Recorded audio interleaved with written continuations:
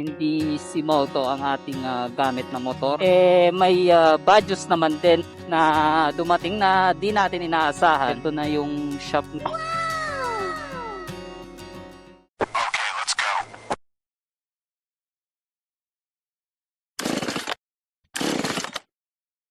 Mike Moto Trips.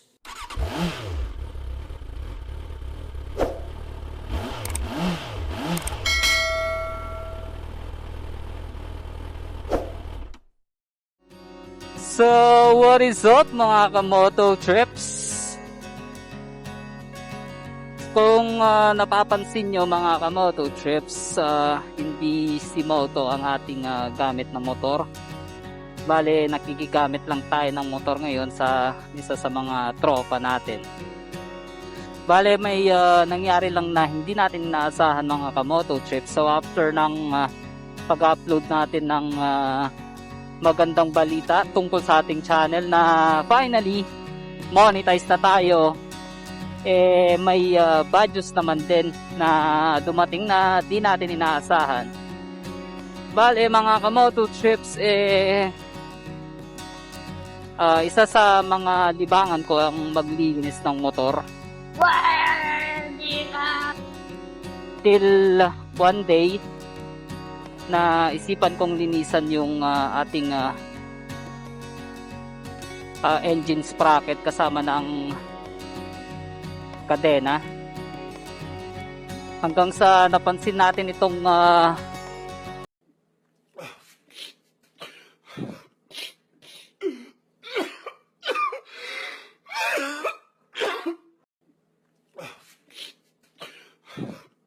so bilang isang rider mga kamoto trips, isang nightmare yan para sa atin, lalo na kung usapang makina. Are you serious? Kaya naman kumonsulta ako sa isa sa mga kaibigan kong mekaniko at ipinakita ito.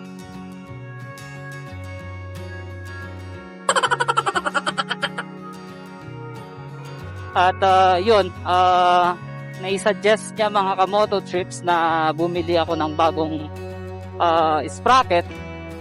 So, there's some instance mga kamoto trips na dahil ito sa aking ginagamit na sprocket ngayon.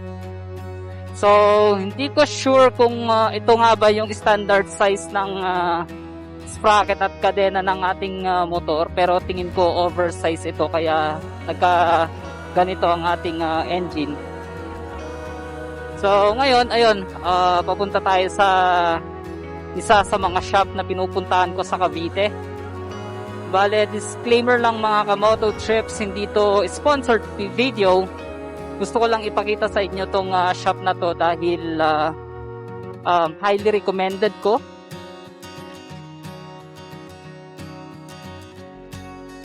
Since itong shop na to ay may magandang serbisyo at syempre mga dekalidad na mga produkto, dahil may mga pangalan talaga yung mga binibenta nila. Pero ayun, may kamahalan din talaga. Pero kung ikaw gusto mo talaga ng may pangalan na produkto at pang matagalan na gamit, ito ang shop na swak sa'yo, lalo na sa mga katulad natin na gustong gusto ng mga Thai concept, street bike concept, vans concept, ano pa bang concept yan, nasa kanila na ata mga kamoto trips. Oh my God! Wow! And sa pagkakaalam ko, yung ibang piyesa nila mga kamoto trips galing pa sa Thailand. Swak na swak talaga tong shop na to para sa inyo. So, along Mambog Road to mga kamoto trips, Nadja Motorcycle Parts and Accessories ang pangalan ng shop.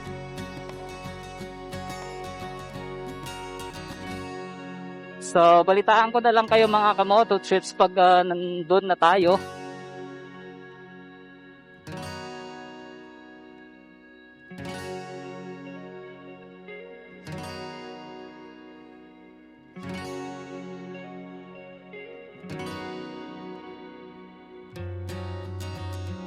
So, yun mga kamoto trips, medyo malapit-lapit na tayo.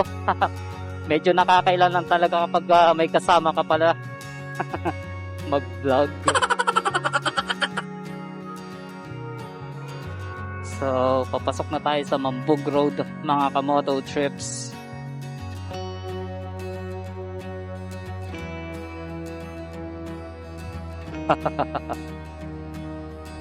Dahil ang inaalala ko, pagka nabutas, malaking gastos mga kamoto trips dahil syempre kailangan nating ipababa ang makina, ipa-overhaul.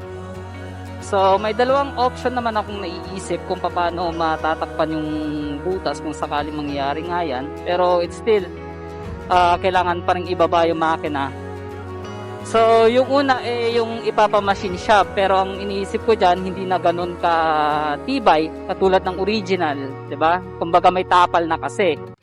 Then yung pangalawa naman mga kamoto trips palitan ng bago at bumili ng blankong engine crankcase. So ayun, gagastos ka sa engine crankcase, tapos syempre papatatakan mo pa. Sa nabanggit ko nga, medyo mas malaking gastos kaysa sa pagbili ng bagong sprocket. So medyo may kamahalan din tong bibili nating sprocket guys, pero I'm sure di kalidad naman at magandang tignan. So yun, malapit-lapit na tayo sa ating destination mga kamoto trips at medyo nag-aambon. So sana wag lang mabasa tong camera natin.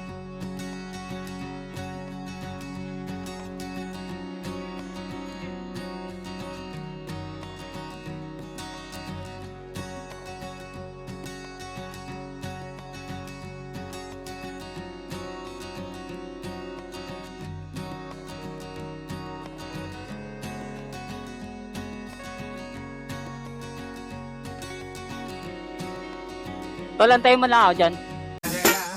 It's the motherfucking Eagle Double G. So, yan ang tropa natin mga kamoto trips na nagpahiram o nagpagamit ng kanyang motor. So, ito na yung shop. Ma'am, yung ako po nagchat-chat kahapon po yung sprocket ng Dream, yung manipis po. Oo. Yung Honda Dream po. So, ayan mga kamoto trips, ang daming mga pyesa.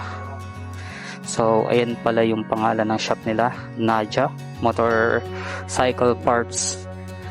So, NG, mga shock, mga racing boy na shock, YSS mga kamoto trips. Kung gusto magkarga, ayan mga block.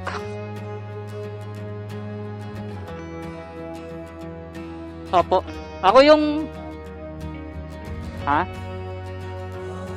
pakita nga boss, pero manipis yun sa ordinaryo boss.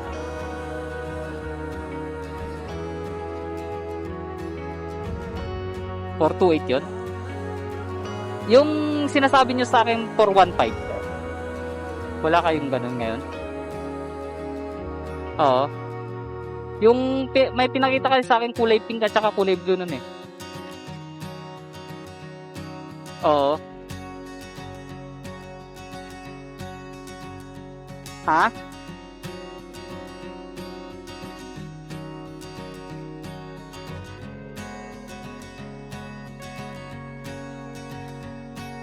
Pang wave. Yung ito boss. Ano ba to? 415. Pang Honda Dream to. Hindi ito kakasya sa Honda Dream, no? It was at this moment that he knew he fucked up. Oo nga.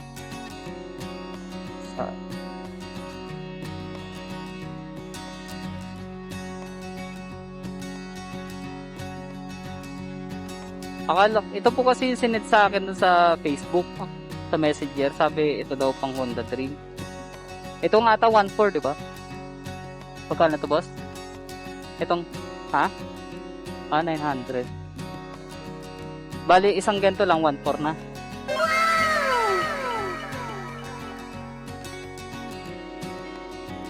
Bakit po? Alloy? Ah. Ito yung mga pan-daily, no? Walang Honda Dream.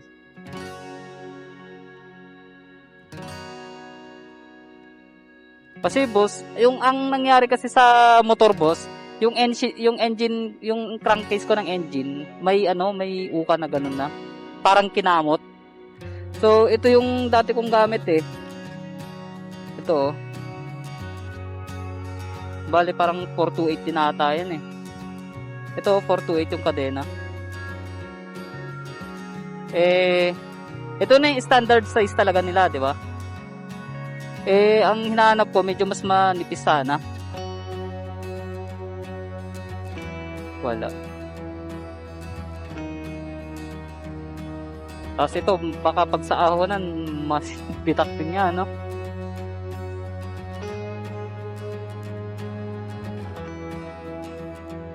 Kung pa kayo na meron kayong gano'n. Ha?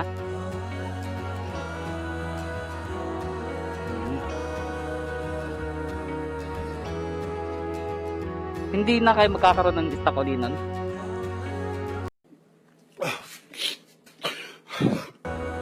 Sige po. Salamat po.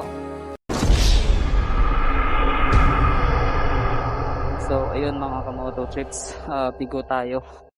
Wala daw silang pang Honda Dream. So, umuulan mga kamoto trips. Balik putulin ko muna yung vlog natin dito.